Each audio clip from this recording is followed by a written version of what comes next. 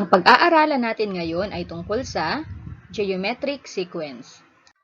Ang geometric sequence is a sequence where each term is obtained by multiplying the preceding term by a non-zero constant called the common ratio, represented by letter R.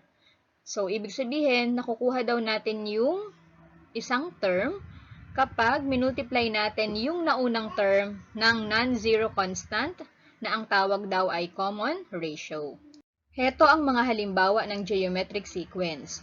Number 1, 2, 6, 18, 54, 162, and so on and so forth.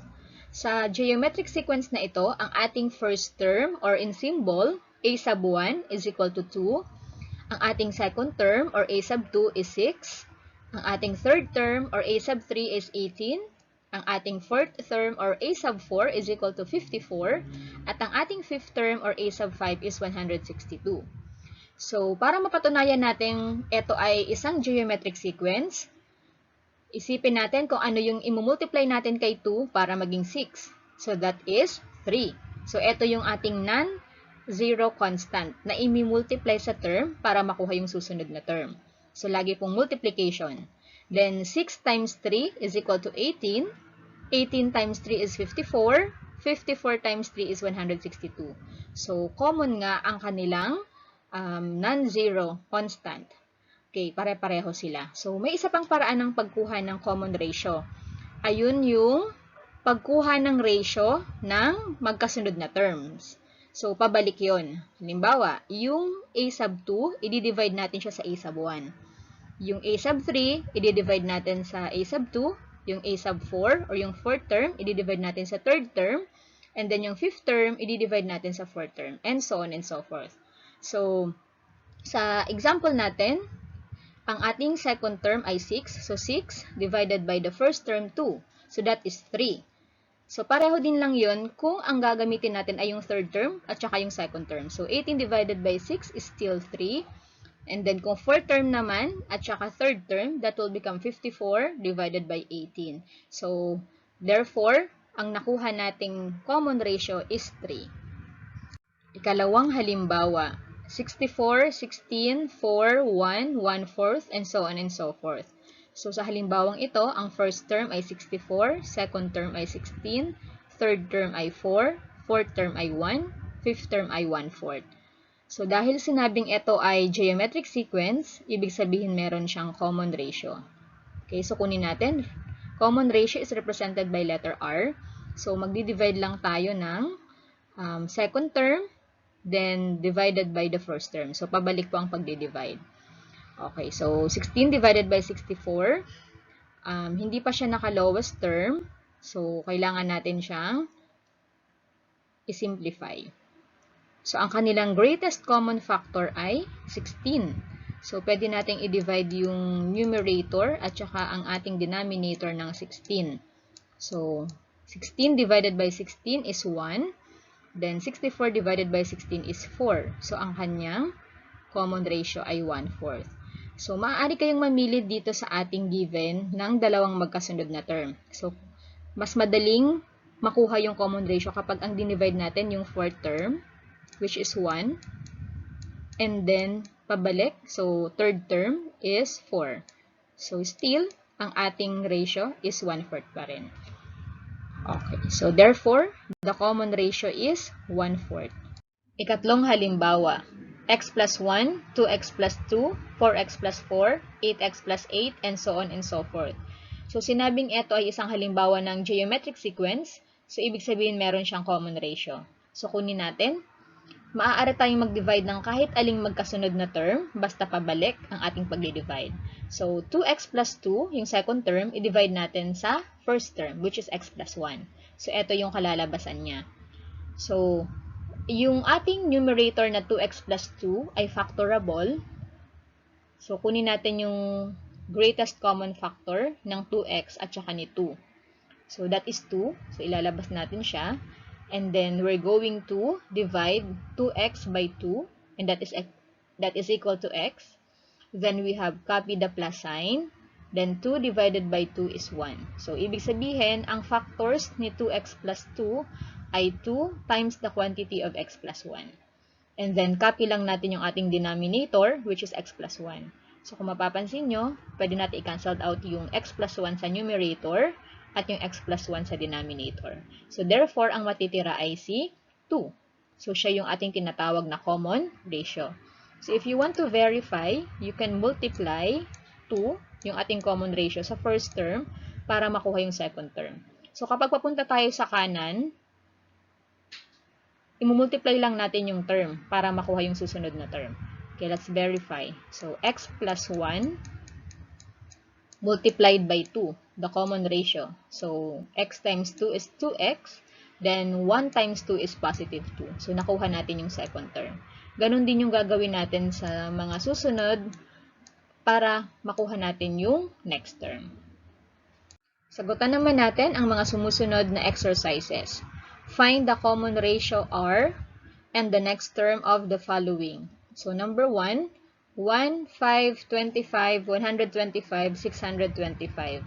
So, para makuha natin yung common ratio, represented by letter R, magdi-divide tayo ng dalawang magkasunod na term. So, pabalik nga lang yung pag-divide natin.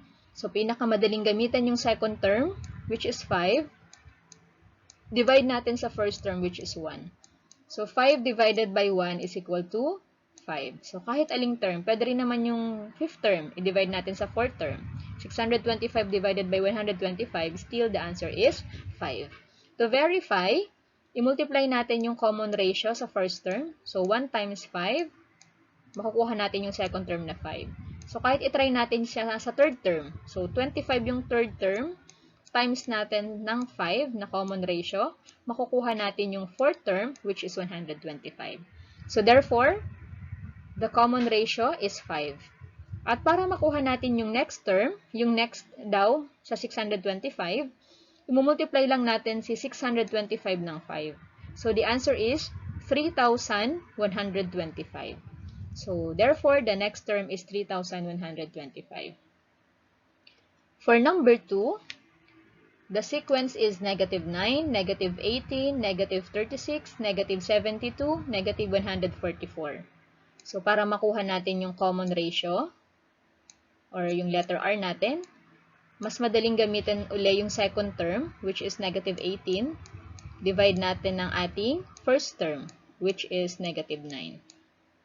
So, negative 18 divided by negative 9 is positive 2. Alam natin na kapag nagdi-divide ng dalawang negative, nagiging positive. So, let's verify. Try natin dito kay negative 18, yung second term. I-multiply natin ng common ratio, which is 2. So, negative 18 times 2, ang sagot ay negative 36. So, makukuha natin yung third term. Okay, so, therefore, the common ratio is 2. At para makuha naman natin yung ating next term, yung next kay negative 144, i-multiply lang natin siya ng common ratio, which is 2. So, negative 144 times 2, the answer is negative 288. So, therefore, the next term is negative 288. Ikatlong halimbawa, 81, 27, 9, 3, 1. So, para makuha natin yung common ratio, represented by letter R, we're going to divide any two consecutive terms. So, dalawang magkasunod na term. Mas madaling gamitin yung fifth term, which is 1. I-divide natin sa fourth term. So, yan, pabalik, which is 3. So, we're going to have 1/3. So, nasa simplest form na siya kaagad. Okay, to verify, let's multiply 81 by 1/3. So, 81 times 1/3, we're going to have 81 times 1 is 81 divided by 3. So, makukuha natin yung second term, which is 27. Okay, so therefore, the common ratio is 1/3. At para makuha natin yung next term kay 1, imumultiply lang natin si 1 ng common ratio, which is 1/3. So, 1 times 1/3 is equal to 1/3 pa rin. Okay, number 4, the sequence is 1/4, 1/16, 1/64, 1/256. So, para makuha yung common ratio, i-divide natin yung any two consecutive terms. Pabalik lang. So, mamili tayo ng dalawang magkasunod na term na mas madaling gamitin. So, mas madaling gamitin yung second term, which is 1/16. I-divide natin sa first term, which is 1 over 4. Okay, so kapag nagdi-divide ng fractions, kinakopy yung numerator. So, ang numerator natin ay 1 over 16. And then, kinukuha natin yung reciprocal ng denominator. So, pag sinabing reciprocal, pagpapalitin lang natin yung numerator tsaka denominator. So, yung 1/4 natin na denominator ay magiging 4 over 1. Okay, then, after that, magpuproceed na tayo sa multiplication. So, yun po ang rule in dividing fractions. Copy the numerator, get the reciprocal of the denominator, and then proceed to multiplication. So, pwede na nating i-multiply yung numerator to numerator. So, 1 times 4 is 4 all over. Yung denominators naman natin, 16 tsaka 1. So, 16 times 1 is 16. So, hindi pa siya naka-lowest term.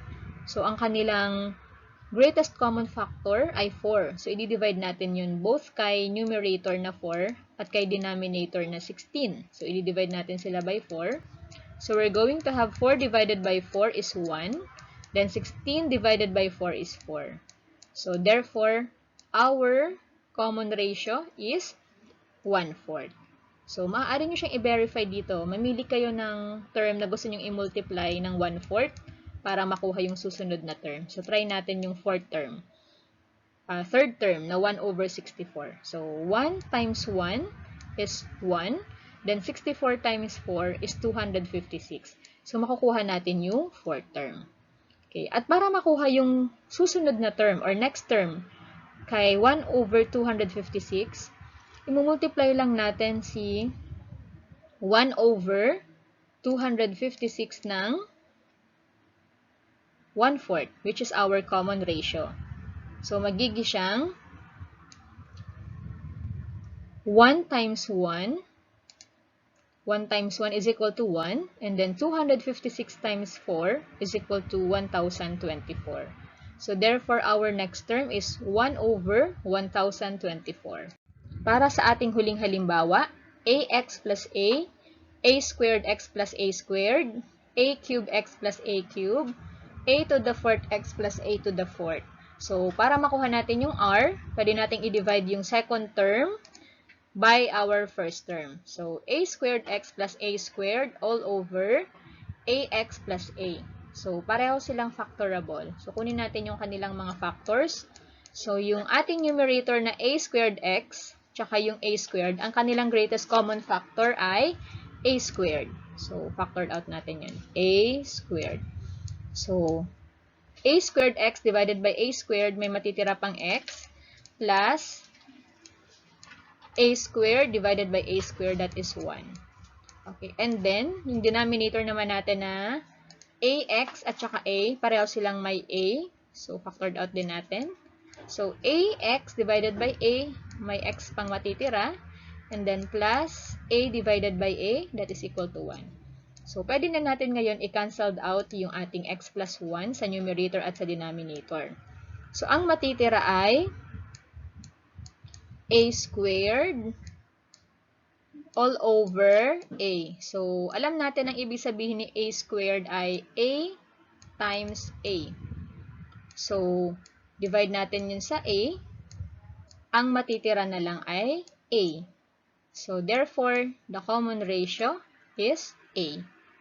Okay, para naman sa next term, i-multiply lang natin yung given na a to the fourth, yung pinakahuling term na binigay sa atin. A to the fourth x plus a to the fourth.